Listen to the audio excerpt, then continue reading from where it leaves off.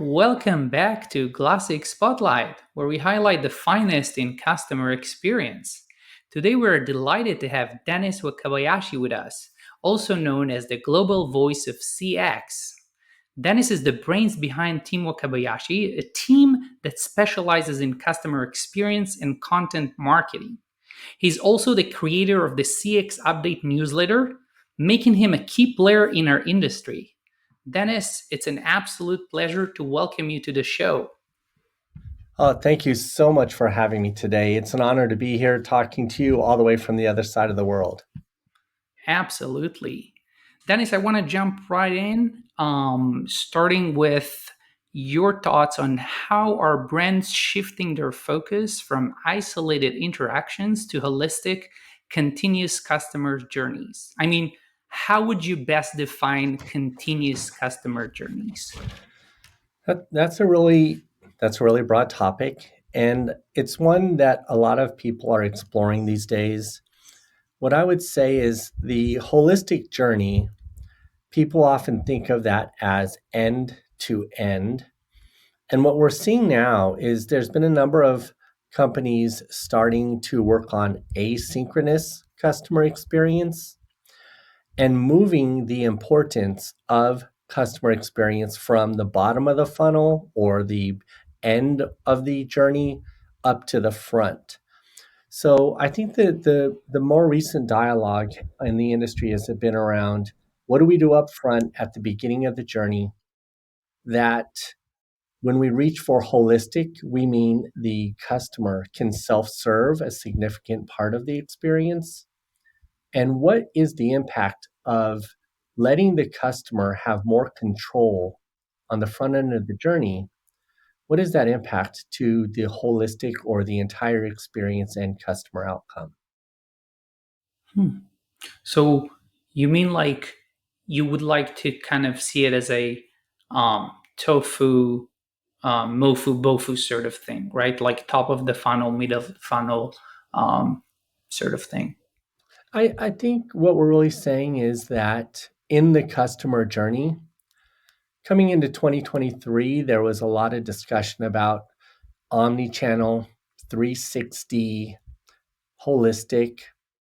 And that same customer or the thinking brought about largely in part by generative AI and the potential to empower the customer more at the beginning of their experience has there's common wisdom now that thinks that working on the beginning of the experience has everything to do with the efficiency, the gratification, and the pleasure of customers at a business level. That's interesting. So I think that if, for example, I'll say, if you can spotlight a brand that has excelled in providing a consistent and delightful experience across all touch points, I know you've helped like industry leaders like FedEx, AT&T, McDonald's, to name a few, in improving their CX game. So, is there like a brand that you think that from your experience that really excelled in this department?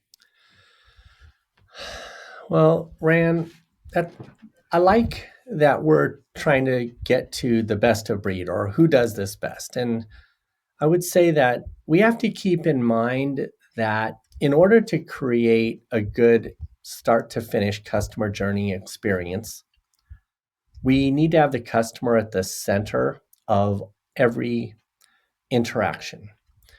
And what's interesting is, as you know, the world has become a much more unpredictable place. And especially when we look at brands who did well before and after COVID, they might be hallmarks of great customer experience. Those who were able to transform their businesses rapidly during COVID, I mean, you look at grocery stores all over the world, they basically were the transformative aspect of social distancing. People went into stores and there were stickers on the floor that showed how many feet apart you needed to be safe.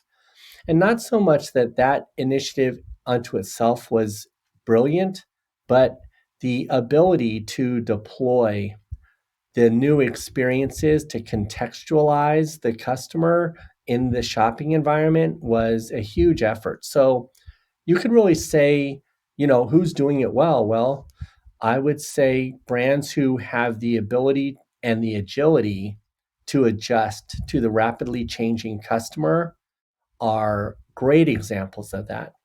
And I think you see other brands struggle to do this. And you may look at, there are some streaming services now that are struggling with their content, their their extensions of their brands into retail, their subscriptions, their political stances, and these competing agendas within organizations are causing friction both for the sales or the growth of a brand and their relationship with customers. So I think at the end of the day, brands who are agile, who can adapt quickly, are the ones who are doing the best at any given moment. I couldn't agree more.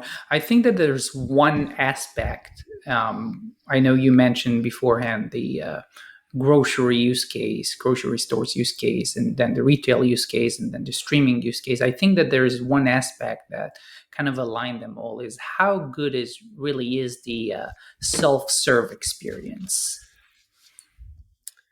It's become more and more important, and generative AI is making that more and more of a reality every second.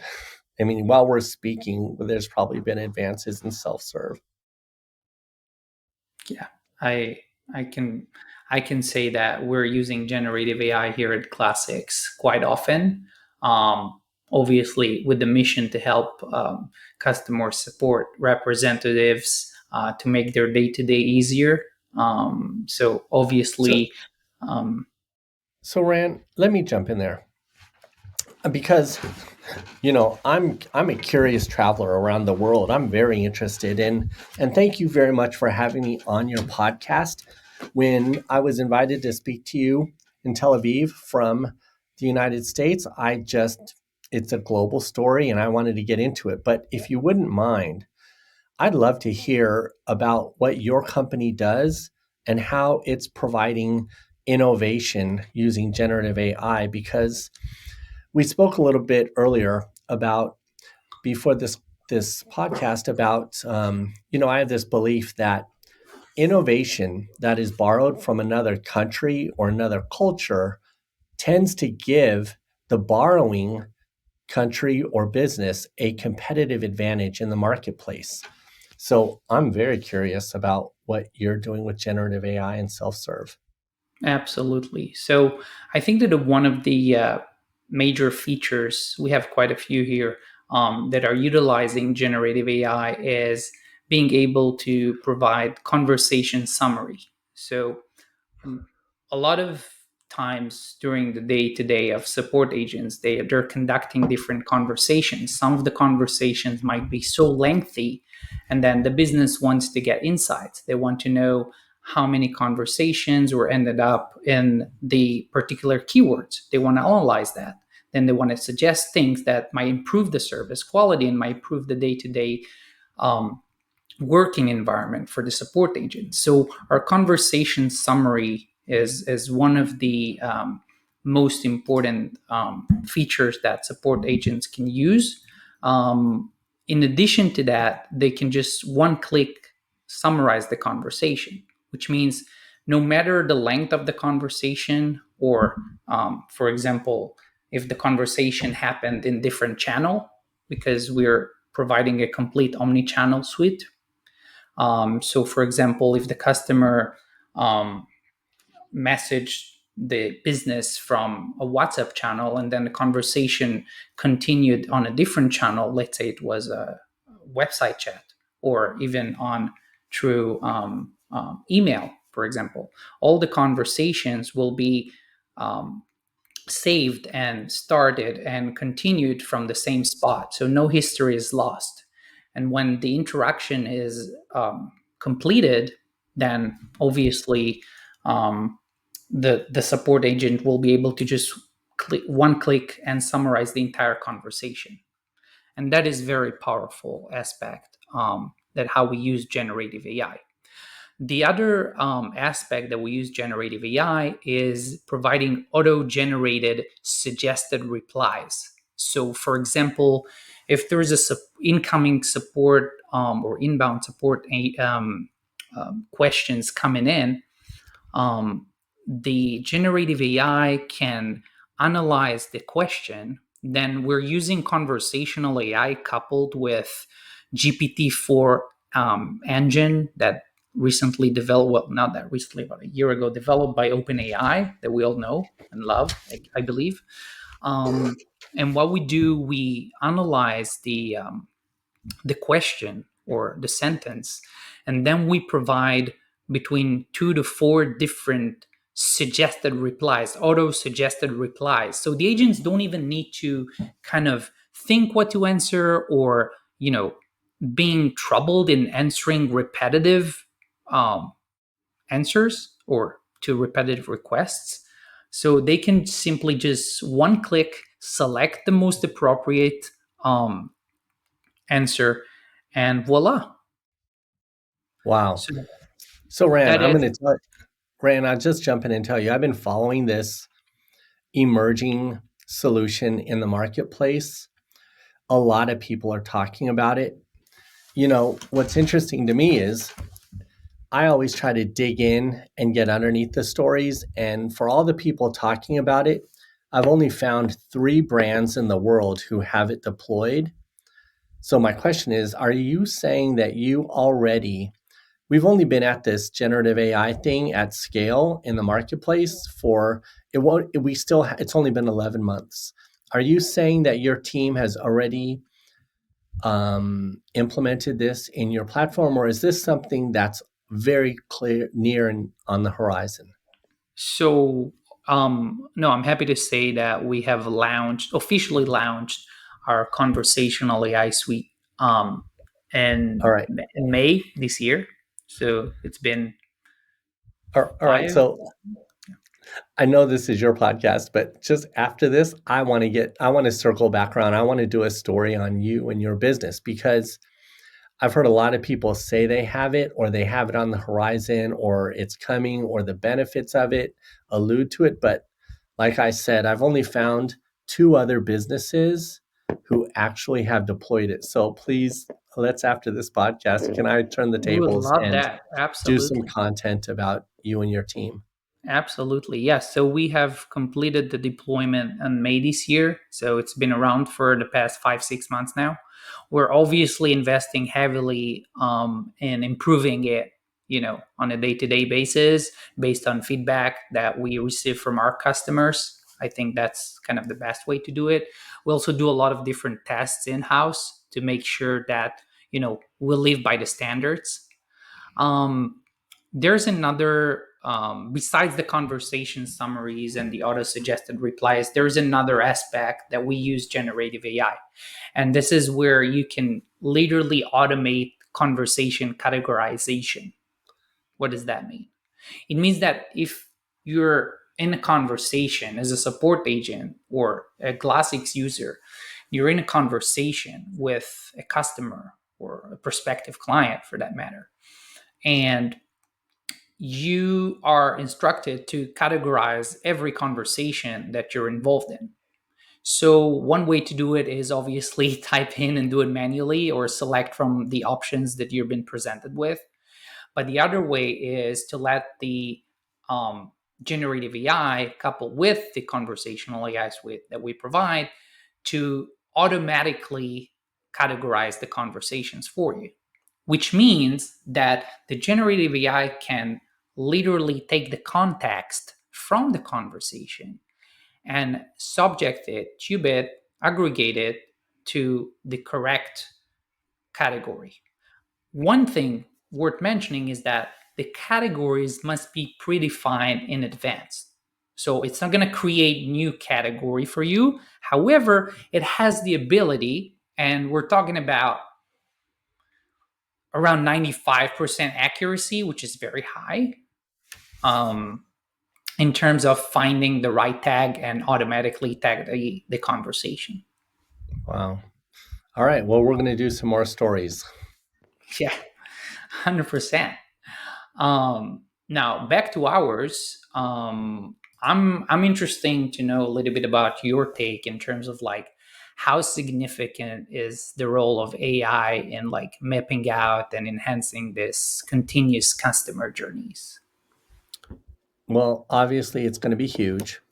But I think what is even more important is how do executives around the world become exposed to or adapt to generative AI? And the thing I think I posted this actually recently, but the most important thing any executive can do is learn to use generative AI, whether it's just making some funny pictures on the internet or using ChatGPT. But what I think is interesting is in the rise of GPT, there were only, I think, less than 30% of executives who used generative AI or tried ChatGPT. And of those, even less than that, like a third of those actually continued to go on to explore and use it. So, what that tells me is, as much as everyone's talking about it, not very many people use GPT or generative AI in their daily work. I have to admit, I was one of the people who I tried it and it didn't stick. And the only reason I went back to it was my little brother, who is much smarter than me as a marketer, said, "Hey, you better start using this. I use this constantly in my daily life." And so because I trust and I believe in what he tells me, I went back and I took the time, an hour or so to kind of figure out what GPT could do for me. And now I use GPT as much as I use the regular internet in my daily life. And so I think what's important there is, one, how does the human that's managing a customer experience program or initiative or budget, how do they get involved in understanding the power of these AI solutions? Is they use them, and they can use them just for fun. But once you get a sense of the impact to your own personal life, I think that is the thing that unlocks the importance of transitioning a budget to, let's say, a company like yours, Ran. Absolutely. No, I think it reminds me of, we're talking about generative AI here, and I always kind of tend to take it to my place, to my comfort zone here with Glassix. But I think that also for personal use, I know a lot of people, especially in the marketing space, that are using generative AI um, more often than they speak to their family or friends. That's So, me. I'm one of yeah, those people. no, I can admit to that as well. But I think that not that the fact that we're becoming heavily relying on it, but I think it's really becoming a habit for a lot of people in different industries. But I see it as a very positive thing. I think that there is a, well, I wouldn't say an old say, but there is a popular say that in the next few years, we won't see half of the professions that we're have right now in the world. We're going to see the people that know how to use generative AI or use AI for that matter, that will be able to kind of replace this profession, these jobs. And I think that is a very interesting thing, a topic to look at. Yeah, it's 100%. I agree with everything you're saying. Great. Yeah, I just it reminded me of an article that we use chatbots. I know a lot of people don't really like chatbots. There is like a, how should I say it? a negative experience, kind of a negative connotation to the word chatbots because, as all of us had bad experiences with chatbots. But I recently wrote an article to our blog discussing the differences between generative AI powered chatbots and conventional chatbots. And I think that the um, evolution, there are 3 points there that worth mentioning. But I think that the evolution of, you know, taking the old traditional, very narrow kind of bots and comparing them to what we are having right now, officially, like literally as we speak here at Classics, that as a customer, you get a more empathetic communication, a more personalized interaction, and obviously for the business, there is a continuous learning. And I think that these 3 points are very strong in terms of like how you compare the evolution of chatbots with the utilization of generative AI. You're exactly right. So to expand on both things that you said, one of the interesting dynamics with GPT and generative AI is this discussion, as you mentioned, about job transitions or job loss. And there's a fear of losing jobs in the marketplace. And one of the things that if you there's this thing called the labor lump fallacy. And what happens is that they've done studies over the last 100 years that when immigrants come into a particular country, there's an uproar about losing jobs. There's also this idea that when a new technology is introduced, a transformation, the industrial revolution, that sort of things, I love the correlation. that people they feel like they're going to lose their jobs. They get worried about that. And what's interesting is the research has shown that it's a complete fallacy that when immigrants or new technologies are involved, in fact, there is no drop in employment. The employment continues to rise as the market moves forward. And I think what's particularly extra scary or what triggers people about GPT or OpenAI or generative AI is psychologically we view that technology as both a innovative change in technology and also an immigrant because it seems so human. But I would just say that more research probably needs to be done. But the current research leading up to GPT and OpenAI and generative AI, the research does not support a loss in jobs. That's very interesting. And I love the correlation here. I mean, I couldn't have said that better myself. Um, Going back to our kind of, customer journey, um, in the bid to create a 360-degree view of customers, how do brands ensure they aren't compromising on data privacy? I mean, data privacy is a huge topic. It's a hot topic. It always was, and I think it always will be. But what's your take on that, Dennis? Here's my hot take on data privacy and 360 journeys. First of all, the idea of a 360-degree journey is a vision or a vantage point or a perspective of a brand. The customer doesn't have that alignment. What I often encourage brands to remember or understand is that the customer is the hero of their own story.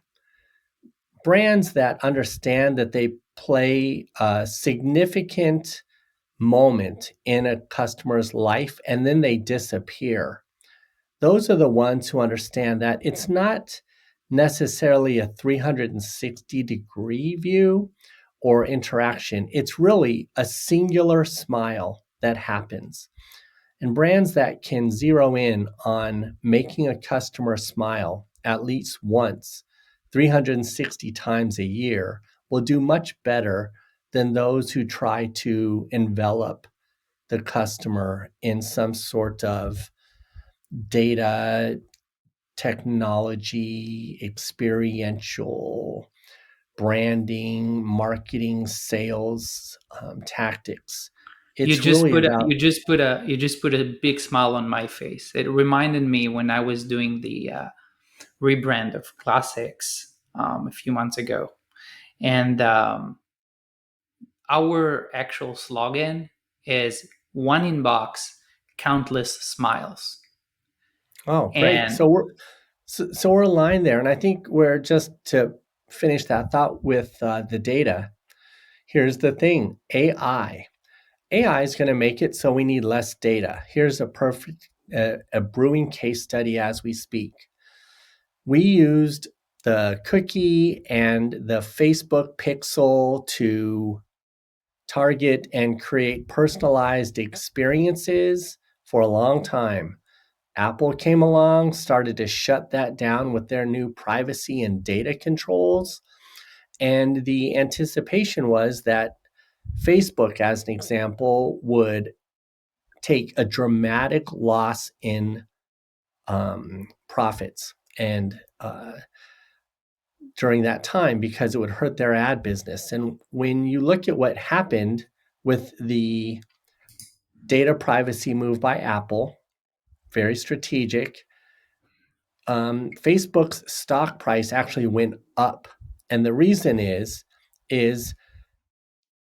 Zuckerberg and Facebook were able to adapt using AI to continue to adjust the advertising tailored very similarly to the way TikTok does it to their audiences without invading their privacy further and without doing as much tracking. So the fact of the matter is generative AI is going to be able to respond contextually in a way that we used to need a ton of data for, and now we need a whole lot less data. So data privacy, there's more hackers, more bad actors out there, but the fact of the matter is over time, those who understand the boundary between AI and the customer and the brand will be able to manage their security protocols better than those who continue to live in the old world of data hoarding. I agree with that 100%. Um, yeah, I mean, so in terms of like what challenges lie ahead in creating and maintaining this all encompassing customer journeys? I mean, how can businesses really navigate them effectively? Um, you know, I think if I was looking at the future, I would I would think about three things. I would think about where does this matter? Because we've talked about some really giant ideas, but a normal person, they don't, for all the conversation that's out there, there's like one person or five people in an organization that has a budget that can be devoted to this.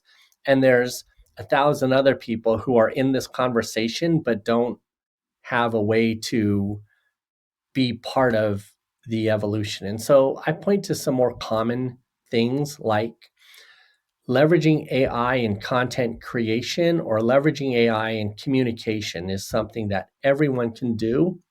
And everyone in the organization who does it will become a better contributor to better customer experiences. I think about enhancing the visibility of the customer journey.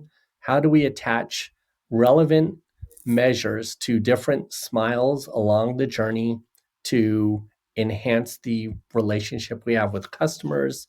And furthermore, on that point, how do we move these metrics closer asynchronously to the front of the journey? And then finally, I agree with you that we do have to prioritize data privacy and security, but the net of that is when I say prioritize it, I mean learn to use the information you already have using generative AI and see if you can slow the flow of incoming information about your personas, because you just don't need all that data. And honestly, we've had a glut or way too much information in organizations. It creates a capital cost, it creates an ongoing cost to the business and people and systems that's really unnecessary anymore. I agree with that. Um, Dennis, as we're wrapping up, I want to thank you so much for coming in today. I would love to take part in your podcast. I want to thank you for your insights, for enlightening us, and I want to thank everyone that listened. And if you guys want to hear more insights about customer experience, I encourage you to follow Dennis on his LinkedIn. He's very active there and he's promoting great content. Um, Thank you very much, Dennis. Rand, thank you for having me on your show today. It's my pleasure.